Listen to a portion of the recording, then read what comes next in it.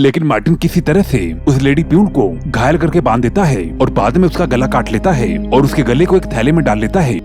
Movie की कहानी शुरू होती है, हम एरिया 51 को देखते हैं जहाँ के रोड से मिलिट्री फोर्स एक बड़े से कंटेनर को लेकर जा रही थी और ट्रक में बैठे हुए सोल्जर्स को भी ये नहीं मालूम था कि आखिर कंटेनर में क्या है। वो लोग सिर्फ गैस कर रहे थे कि शायद इसमें कोई एलियन हो या कोई खतरनाक परमाणु बम। अब हम देख रहे थे कि जिस सड़क से मिलिट्री की गाड़ियाँ जा रही है उसी सड़क पर हमें आगे एक कपल को दिखाया जाता है जिनकी अभी नई शादी हुई होती है और वो अपने हनीमून के लिए काफी ज्यादा एक्साइटेड थे। अभी उनकी गाड़ी सड़क के बीचों बीच चल रही होती है और कपल के रोमांस करने की वजह से उनकी गाड़ी मिलिट्री की गाड़ी के सामने आ जाती है, जिस वजह से वहाँ पर एक बड़ा एक्सीडेंट हो जाता है और जिस वजह से कंटेनर उछलकर दूर गिर जाता है। अब जिसके बाद सोल्जर इस घटना को अपने हेड सोल्जर्स को बताता है। अब इन सभी घटनाओं के बारे में सुनते ही हेड सोल्जर उन सभी सोल्जर्स को वहाँ से तुरंत ही भागने को बोलती है, क्योंकि उस कंटेनर में एक ज़ॉम्बी था जिसको साइंटिस्ट ने एक्सपेरिमेंट करके बहुत ही ज्यादा पावरफुल बनाया था और जिस ज़ॉम्बी का नाम ज्यूस था। अब वो कंटेनर को खुद ही खोलकर आजाद हो जाता है। इससे पहले कि सोल्जर्स कुछ समझ पाते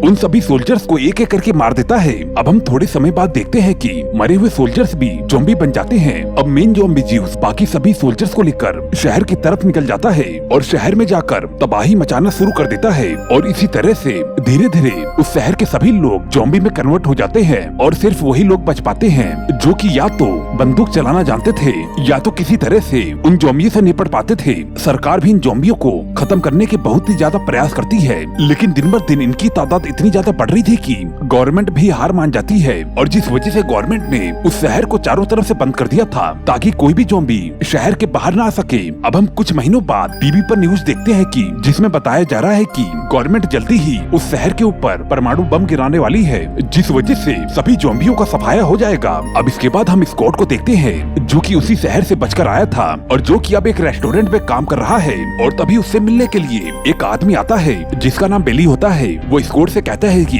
करीब $200 मिलियन उस शहर में पड़े हुए हैं और जो कि उसके कसीनो में एक तिजोरी में है और अब सिर्फ 96 घंटे ही बचे हैं। इसके बाद सरकार वहाँ पर परमाणु गिराकर उस शहर को राख कर देगी और इस वजह से मैं चाहता हूँ कि तुम अपनी टीम के साथ वहाँ पर जाओ और वहाँ से उस पैसे को लेकर आओ, बदले में मैं तुम्हें $50 मिलियन दूंगा। अब स्कॉट थोड़ा सोचता है और पैसे लाने के लिए तैयार हो जाता है क्योंकि उसे भी पैसों की बहुत ही ज्यादा जरूरत थी। अब इसके बाद हमें उस ज़ॉम्बी शहर के बाहर कैंपों को लगा हुआ दिखाया जाता है जहाँ पर कि बेघर और गरीब लोगों की मदद की जा रही थी। अब हम केट को देखते हैं जो कि वहाँ पर काम कर रही थी। यहाँ पर हम ये भी जान पाते हैं कि केट स्कॉट की बेटी है और तभी केट के पास उसकी फ्रेंड गीता आती है और वो उससे कहती है कि वो शहर में जाकर अपने सर्वाइव करने के लिए कुछ पैसे लेकर आना चाहती है। केट गीता को अंदर जाने के लिए काफी मना करती है और कहती है कि वहाँ पर बहुत ही ज्यादा खतरा है, वहाँ पर जो भी जाता है वो वापस नहीं आता। अब हम नीली को देखते हैं जो कि उस शहर के बारे में और ज़ॉम्बीज़ के बारे में काफी कुछ जानती है और साथ ही हम एक गार्ड बर्ड को देखते हैं जो कि हमेशा ही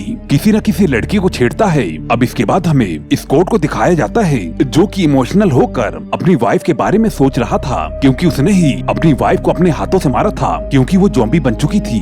अब स्कॉट पैसे पाकर अच्छी जिंदगी जीना चाहता था। अब इसके बाद स्कॉट एक टीम तैयार करने लगता है, अपने पुराने दोस्त मारिया और वेंडर को अपने टीम में शामिल करता है। अब इसके बाद स्कॉट एक पायलट के पास जाता है और वो भी पैसे की लालच में हाँ कर देती है। अब इसके बाद वो लोग माइकी के पास जाते हैं जो कि एक शार्प शूटर था, यानी कि उसका निशाना कभी भी नहीं चूकता था। अब उनके साथ उनकी एक और दोस्त चैम्बर भी शामिल हो जाती है। अब आखिर में ये सभी लोग मिलकर लुडवी के पास जाते हैं जो कि किसी भी लॉक को खोलने में काफी ज्यादा माहिर था। अब इसके बाद स्कॉट अपनी टीम को पूरी करके बेले टनाका के पास जाता है जो कि उन्हें वहाँ का प्लान बताता है और बताता है कि तुम लोगों को शहर में पैदल ही घुसना पड़ेगा क्योंकि हेलीकॉप्टर वहाँ पर नहीं जा सकता है और बाद में उन्हें पैसों वाली जगह पर पहुँचना होगा और वहाँ से पैसों को लेकर बिल्डिंग की छत पर आना है जहाँ पर कि एक हेलीकॉप्टर उनका पहले से वेट कर रहा होगा और उसमें बैठकर उन्हें चले आना है। हालांकि ये सभी कुछ सुनने में काफी आसान है लेकिन ये सब कुछ बहुत ही कठिन होने वाला है। अब बेले टनाका उनके साथ अपने गार्ड मार्टिन को भी भेजता है ताकि वो उन सभी पर नजर रख सके। अब तभी स्कॉट अपनी बेटी केट के पास जाता है क्योंकि वो उससे जानती थी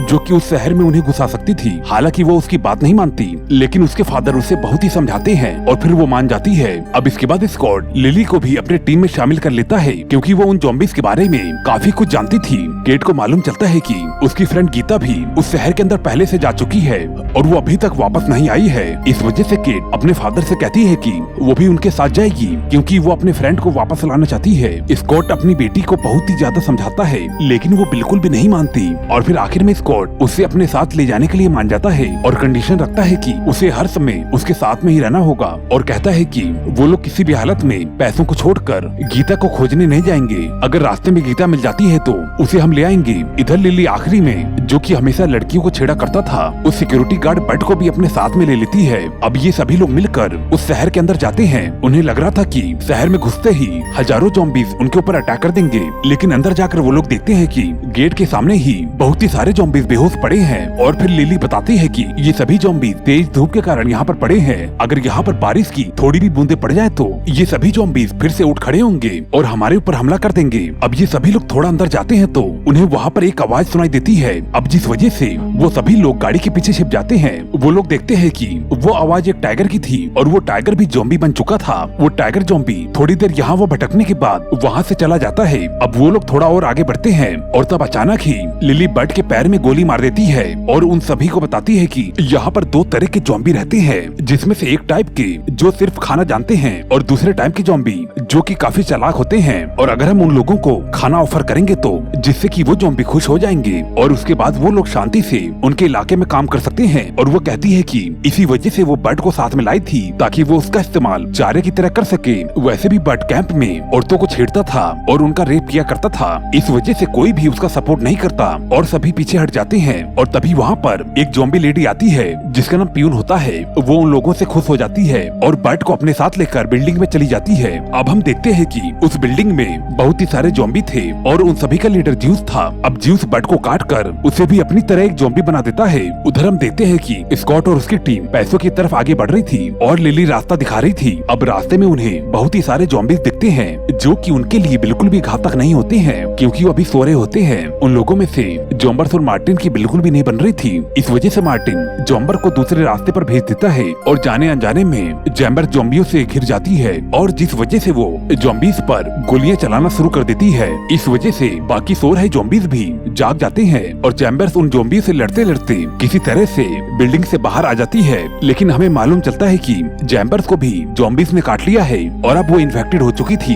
ये सब कुछ मार्टिन देख लेता है और वो चैम्बर के पीठ पे लगे हुए गैस टैंक पर शूट करता है जिससे कि एक बहुत ही बड़ा धमाका होता है और वहाँ पर बहुत ही सारे ज़ॉम्बी मारे जाते हैं। अब किसी को भी नहीं मालूम चलता है कि ये सब कुछ मार्टिन ने किया है। अब जिसके बाद ये लोग वहाँ पर पैसों वाली बिल्डिंग तक पहुँचते हैं जहाँ पर कि उन्हें एक और मैप मिलता है। अब स्कॉट समझ जाता है कि यहाँ पर बहुत ही सारे लोग पहले भी उन पैसों को लेने आए थे और कभी भी कोई भी वापस जिंदा नहीं गया। अब जिसके बाद वो सभी लोग अपने अपने काम पर लग जाते हैं। स्कॉट और केट पावर हाउस के पास जाकर जनरेटर को ऑन कर देते हैं जिससे बिल्डिंग की लाइट आ जाती है और पीटर छत पे हेलीकॉप्टर के पास जाती है। वो देखती है कि हेलीकॉप्टर काफी पुराना है और वो बिगड़ा भी हुआ है। अब वो उसमें फ्यूल डाल के उसे ठीक करने में लग जाती है। यहाँ पर लुडवी एंडो और माइकी बोर्ड के पास जाते हैं। वहीं पर मार्टिन कहता है कि वो और लिली पहरा देंगे। यहाँ पर मार्टिन का इस मिशन में अलग ही रोल था। अब लिली हवा में गोली चलाती है जिसकी आवाज को सुनकर वो लेडी ज़ॉम्बी क्यून और उसके साथी वहाँ पर आ जाते हैं। लेकिन मार्टिन किसी तरह से उस लेडी प्यून को घायल करके बांध देता है और बाद में उसका गला काट लेता है और उसके गले को एक थैले में डाल लेता है। अब मार्टिन लिली को कहता है कि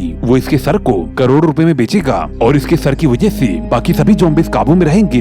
अब लिली को शक हो जाता है कि मार्टिन यहाँ पर किसी और मकसद से आया है। उधर उस बिल्डिंग में उनका बहुत ही सारे ज़ॉम्बियों से सामना होता है। दरअसल ये ज़ॉम्बीज़ वही लोग हैं जो कि इन पैसों को लूटने के लिए इस बिल्डिंग में आए थे और अब वो सभी लोग ज़ॉम्बी बन चुके हैं। लुडवी बाकी लोगों को बताता है कि हमें लॉकर के रास्ते में बहुत ही सारे ट्रैप्स को फॉलो करना होगा, अगर ऐसा हुआ तो हम लोग मारे जाएंगे। इस वजह से वो लोग एक ज़ॉम्बी को पकड़ के लाते हैं और उसे आगे की तरफ भेजते हैं। अब जिस वजह से रास्ते में बिछाए गए सभी ट्रैप्स के बारे में उन्हें मालूम चल जाता है। उधर बाकी लोग टीवी पर देख रहे होते हैं कि सरकार ने अपने परमाणु बम के गिराने का समय बदल दिया है। अब सरकार परमाणु बम को 4 दिनों में नहीं बल्कि 1 घंटे के अंदर गिराने वाले हैं। अब जिस वजह से वो लोग पैसों के निकालने की जल्दी करते हैं और आखिरकार वो लोग उन पैसों की तिजोरी को खोल लेते हैं और उस तिजोरी में बहुत ही सारे पैसे थे।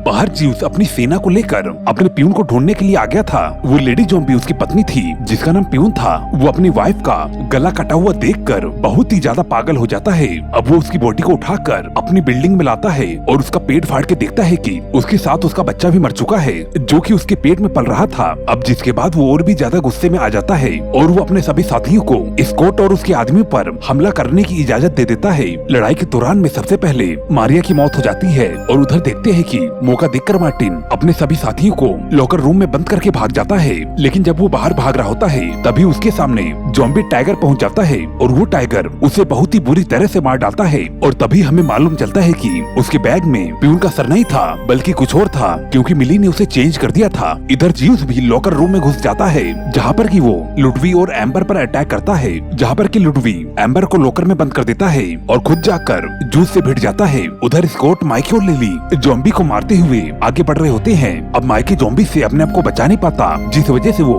अपने बाकी साथियों को बचाने के लिए खुद को बॉम्ब से उड़ा लेता है और जिस वजह से बहुत सारे ज़ॉम्बीज मारे जाते हैं। अब आखिर में स्कॉट और लिली छत पर पहुंच जाते हैं जहां पर कि हेलीकॉप्टर उड़ने के लिए तैयार था। लेकिन जैसे ही वो हेलीकॉप्टर में बैठने वाले होते हैं ज्यूस उन्हें पकड़ने के लिए आ जाता है। अब लिली अपने बैग में से प्यून के सर को निकालती है और गन पॉइंट करके ज्यूस के आगे करती है। अब लिली स्कॉट को कहती है कि तुम लोग यहाँ से जाओ, मैं इसे जब तक रोक के रखती हूँ। अब स्कॉट हेलीकॉप्टर लेकर वहाँ से उड़ जाता है और तभी ज्यूस लिली के ऊपर भाला फेंकता है जो कि लिली को एक दीवार में धंसा देता है और इस वजह से लिली प्यून के सिर को बिल्डिंग से नीचे गिरा देती है। बिल्डिंग से नीचे गिरते ही उसका सर टमाटर की तरह फूट जाता है। अब स्कॉट अपनी बेटी केट को बचाने के लिए टावर की तरफ निकल पड़ता है। वहाँ पर हम देखते हैं कि केट टावर में अपनी फ्रेंड गीता को पा लेती है और उसके साथ दो लेडीज होती हैं। अब वो लोग टावर की छत पे आते हैं, लेकिन जब तक वहाँ पर ज्यूस भी पहुँच चुका था वो उनके ऊपर अपने ज़ॉम्बी साथियों को छोड़ देता है। लेकिन तभी वहाँ पर स्कॉट भी पहुँच जाता है और उनसे लड़ता हुआ केट और उसके साथियों को बचा लेता है। अब स्कॉट और उसके साथी